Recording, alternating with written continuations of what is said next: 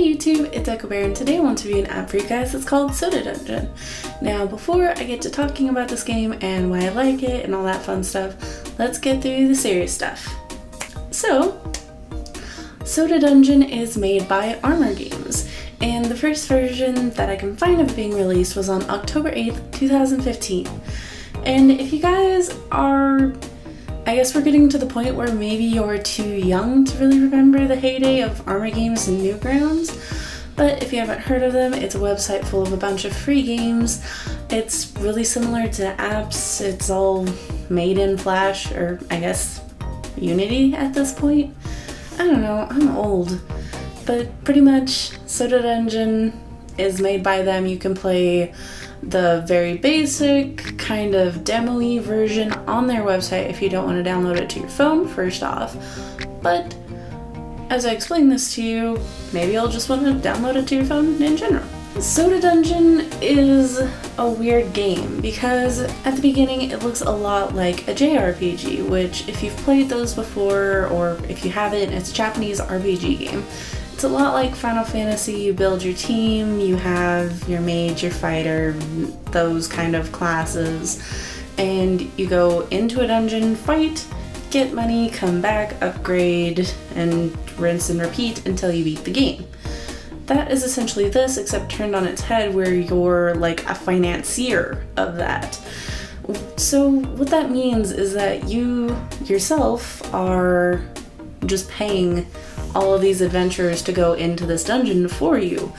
The only bonus is that you want your characters to die at some point. Because the interesting thing about that is the whole plot of this is you hire someone, take them into the dungeon, they fight for you, they get scared, they're like, oh my god, I don't want to die in this dungeon, run off, and then leave their money. You then take their money, take it back, hire another person, and continue. And this all takes place inside of a soda tavern. So I'm guessing because of age restriction type stuff, they couldn't do an actual bar, so they went with the PG version, which is soda. So that is the premise of the game. You go through this dungeon exploiting people, making bank, and yeah. It's weird, I know, but it's actually a lot of fun. So that's pretty much the core element, or core... So that's pretty much the core idea of this game out of the way. The main way you progress within this game is through leveling things up. You start out the game with just having a crazy soda junkie who will fight for you essentially for free, and you can get through quite a few levels of the dungeon with just those dudes alone. But if you want to progress further, you have to upgrade the soda tavern so more people come to it. You start getting in cahoots with the tavern keep and the wizard and all the other people that work there to bring in more people for you to go fight because you're generating business for them. This is such a weird combination of like a Monopoly type situation and exploitation of people. So when I'm explaining this, it sounds very bizarre and weird and slightly upsetting. But as you continue through this game, you need to upgrade the tavern. So that includes adding more tables, more chairs, decorations, etc., etc. You get that from the money you get on your previous run. Easy. The way you get more fighters is that you upgrade the different types of sodas. And sodas, like everything else in the game, every time you purchase it, it gets exponentially more expensive. So I did find out you can complete the game technically by not having to unlock all of the sodas and not unlocking all of the characters all the way.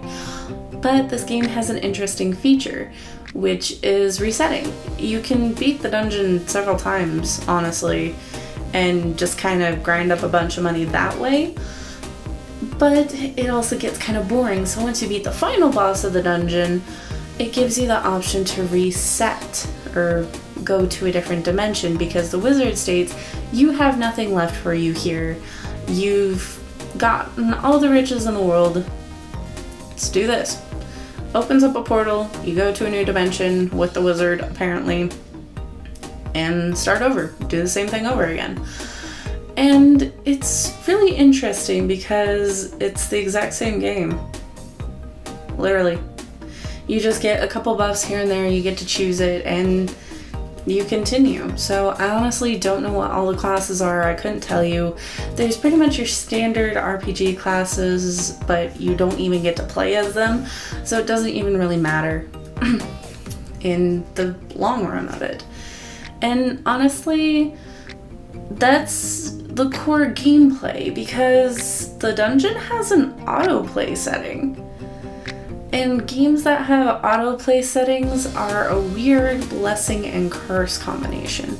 Because of the autoplay setting, you can literally like stack up your team, go to the dungeon, hit autoplay, and then leave your phone alone for however long it takes for them to all keel over and you steal their money. And that's fun, I guess. You could play it in a not that way and like choose like what specific armor they're gonna have or what specific attacks they're gonna do or if they're gonna use their item or not. Autoplay does that for you, and the gameplay is not even that fun. You don't have a lot of input, and it's pretty much easier to just let it go by itself. It's a very, very interesting mechanic to it. Because honestly, you're not playing the game, you're just financing it, essentially. Which is, I honestly couldn't tell you if it's a good thing or a bad thing. Because if you want to play this type of game and you want to be in there and you want to be like doing strategy and deciding this and that and the other thing, you can. And also if you're lazy and just kind of want to grind and see what the unlocks are and are curious about it but don't really want to dedicate a lot of time to it, the autoplay is also a good option. So I can't really stack it as a plus or a minus. Visually speaking though, this game is pretty nice. It's not anything super to write home about. All the monster designs are interesting. They vary between different areas. The backgrounds of the cave look a little messy. Like the areas that you're in sometimes look a little, yeah, like I said, messy. And it genuinely, I don't know, it doesn't put me off and it doesn't fill me with the excitement that seeing pixel art style games usually fills me with. So it's another kind of feeling towards it. So in all honesty, for everything this game has, its ups and downs and autoplays and what have you, I honestly have to give it about a 6 out of 10, sadly. I did dedicate a lot of time to this, but that's because I had autoplay on and I was working on other stuff. The whole reason I got through the entire dungeon is because I would just let the game autoplay on my phone while I edited other videos. So for someone who did the autoplay option, it wasn't super entertaining for me. I may get some flack for just doing the autoplay option now that I'm thinking about it, but I digress. It's not super entertaining, it's not super not entertaining, it's just kind of there.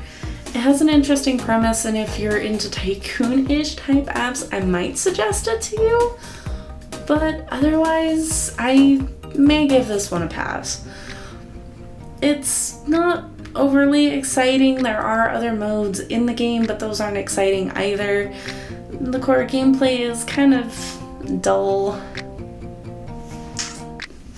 I only played it because I had nothing better to do in that time period when I did play it. So, yeah. Check it out, or don't. If you do want to check it out after all of this stuff, if if you do still want to check it out after everything I've said, the links will be down in the description, as well as the Armor Games link to it so you guys can try it without downloading it to your phone.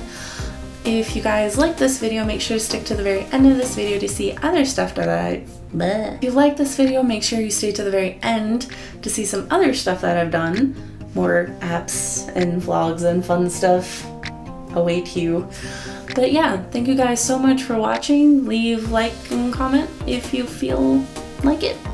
If you're having a good day, let me know. Yeah, I hope you guys have a wonderful day, and I'll see you in the next video. Bye!